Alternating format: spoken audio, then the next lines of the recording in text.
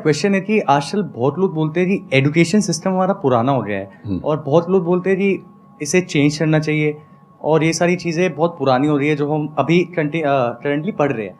तो इस पे आपका ओपिनियन क्या है? एजुकेशन सिस्टम में तो बहुत मेजर चेंजेस की ज़रूरत है और ये बात भारत सरकार ने एक्सेप्ट भी की है, नई पॉलिसी भी लेके आए हैं। मतलब मुझे लगता है कि कई लेवल्स पे देखना है। सबसे पहले तो ये डिफाइन करना ज़रूरी है कि एजुकेशन का पर्पज़ है क्या पर्पज़ केवल नौकरी लेना है, एक जॉब मिल जाए वही पर्पज़ है? मैं उससे एग्री नहीं करता हूँ। मेरी राय में एजुकेशन का बेसिक पर्पज़ है कि एक होमो सेपियंस एक इंसान बन जाए, सोचना आ जाए, उसको समझना आ जाए।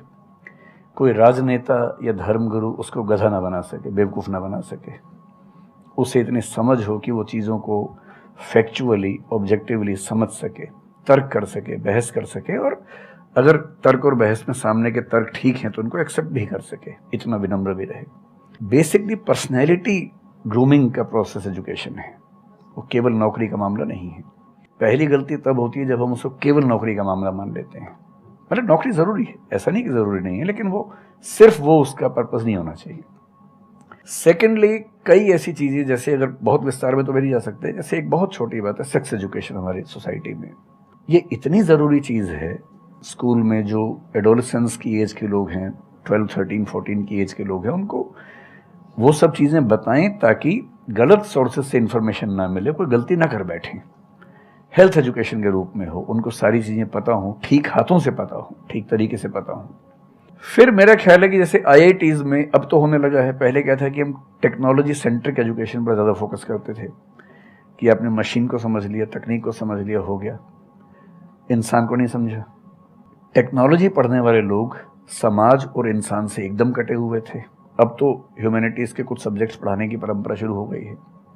एक होलिस्टिक एजुकेशन हो। ह्यूमैनिटीज़ वाला बच्चा केवल हिस्ट्री, पॉलिटिकल साइंस, सोशियोलॉजी पढ़ता है, उसको कोडिंग का सी भी नहीं आता, टेक्नोलॉजी बिल्कुल नहीं आती उसको MS एक्सेल भी नहीं पता क्या होता है।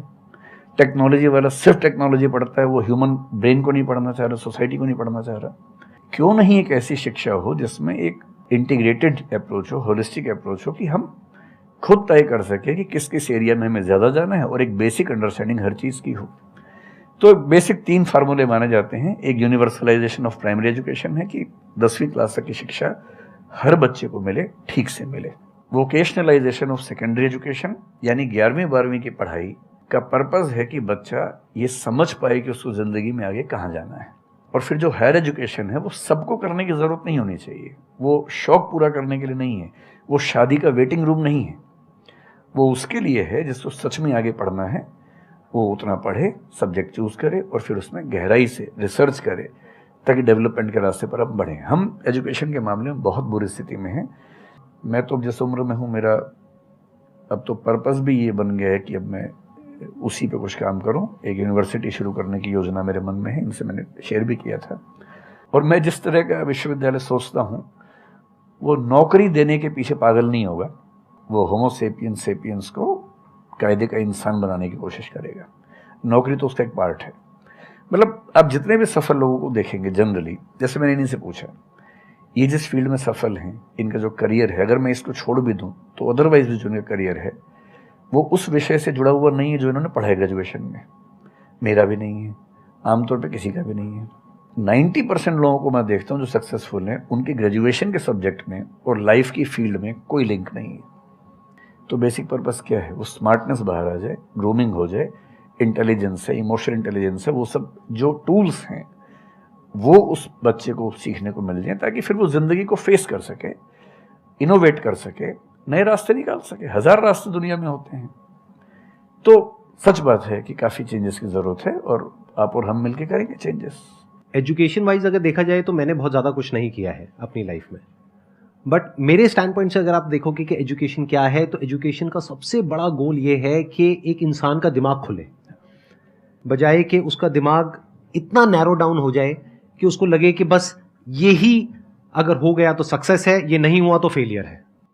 आप अनगिनत तरीकों से अपने गोल को, अपने पर्पस को, या जो भी आप करना चाहते हो उसको अचीव कर सकते हो। एजुकेशन का सबसे बड़ा गोल ये होना चाहिए, और वही मेरी कोशिश है अपने इन सेशंस के थ्रू करने की, कि एक इंसान का दिमाग खुल जाए, उसके दिमाग में एक पॉसिबिलिटी माइंडसेट आ जाए, ना कि एक लिमिटेड माइंडसेट हो कि बस ये हो गया तो बहुत है।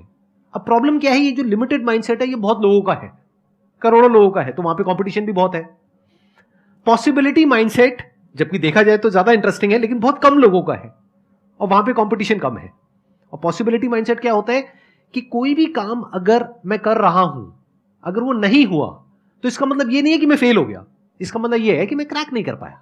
There has to be a way. ये एजुकेशन काम अगर कर दे तो रियल एजुकेशन हो गई हमारी। मतलब एक इंसान को, हाँ सॉरी, थॉमस एडिसन बल्ब के आविष्कार में लगा हुआ था, हाँ जी, 1000 बार फेल हुआ। तो किसी ने उससे पूछा कि यार तुम बार बार करते हो, होता तो है नहीं तुमसे, क्यों कर रहे हो? तो उसने पता है क्या कहा, हर फेलियर के बाद मैं ये जानता हूं कि बल्ब इस तरीके से भी नहीं बन सकता, और अब मैं 1000 तरीके जानता हूं कि इन तरीकों से नहीं बनेगा, और उसके बाद वो तरीका ईजाद हुआ जिससे बना।